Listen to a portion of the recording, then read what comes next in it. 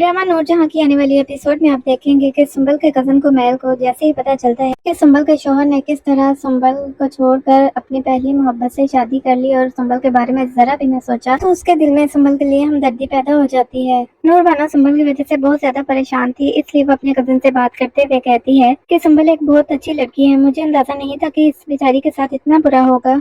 संबल उस हवेली में एक नौकरानी की हैसियत से रहती थी। नूरजहां ने इसकी शादी अपने बेटे से इस वजह से करवाई थी कि वो चाहती थी कि संबल उनके हर फैसले को मान ले और इनसे दबका रहे, लेकिन अल्लाह का शुक्र है कि संबल के सामने बहुत जल्द नूरजहां की असलियत आ गई।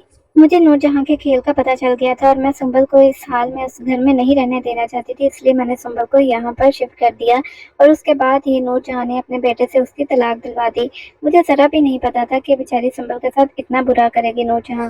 नूर बानो किसी न किसी तरह अपने कजन को संबल से शादी करने के लिए राजी कर ही लेगी, क्योंकि वो संबल को बहुत ज्यादा पसंद करती है और वो संबल की तकलीफ इस तरह नहीं देख सकती। जबकि दूसरी तरफ आपको बताते चले कि सफीना हुनैद को माफ करने को बिल्कुल भी तैयार नहीं कि उसने आखिर नूर बानो पर गोली किस तरह चला दी और मुराद भी हुनैद से बहुत ज्यादा नाराज है। इस वजह से हुनैद को भी अपनी गलती का एहसास हो रहा है।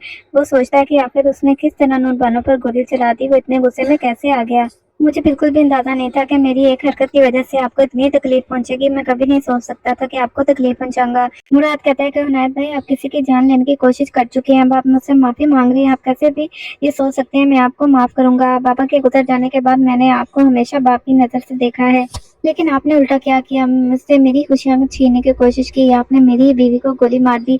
लेकिन अल्लाह का शुक्र है कि नूर बानो की जान बच गई है। उसको गोली ऐसी जगह पर लगी है कि उसकी जान नहीं गई, लेकिन अगर नूर बानो को कुछ हो जाता ना, तो मैं अपने हाथों से आपकी जान ले लेता। मैं आपको कभी भी माफ नहीं करूंगा। जबकि नूरजहां इस सदमे से बाहर नहीं आ रही कि किस तरह नूर बानो ने दोनों भाइयों को आपस में लड़ा दिया। वो नूर बानो से कहती है कि तुम्हें क्या लगता है कि तुम अपनी चाल में कामयाब हो जाओगी, तुम कभी भी मेरे बेटों को एक दूसरे से दूर नहीं कर पाओगी। मुख्तार साहब की बेटी को मैंने अपने घर की बहू बनाकर जिंदगी की सबसे बड़ी गलती कर दी। अगर मुझे जरा भी अंदाजा होता कि तुम अपने बाप की तरह निकलोगी, तो मैं कभी भी तुम्हारी शादी मुराद से ना करती। नूर बानो कहती है कि आपने मेरी शादी मुराद से छुप कर करवाई, इस वजह से कि मेरे बाप को तकलीफ हो सके, लेकिन मुझे बहुत जल्द आपके धोखे का अंदाजा हो गया कि आपने जानबूझकर मुझे मुराद के करीब करने की कोशिश की।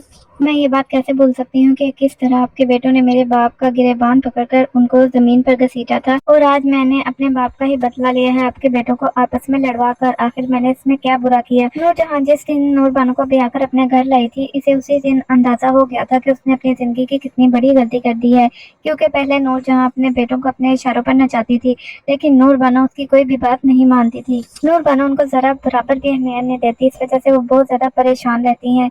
इस हवेली में पूरे का पूरा सिर्फ उनका राज चलता था, हर कोई उनकी बात मानता था, लेकिन जब से नूर बानो आई है उनका कोई भी हुक्म नहीं मानता, वो बिल्कुल अकेली रह गई हैं। इस वजह से वो काफी परेशान भी रहती है। तो आने वाली एपिसोड बहुत ज्यादा इंटरेस्टिंग होने वाली है।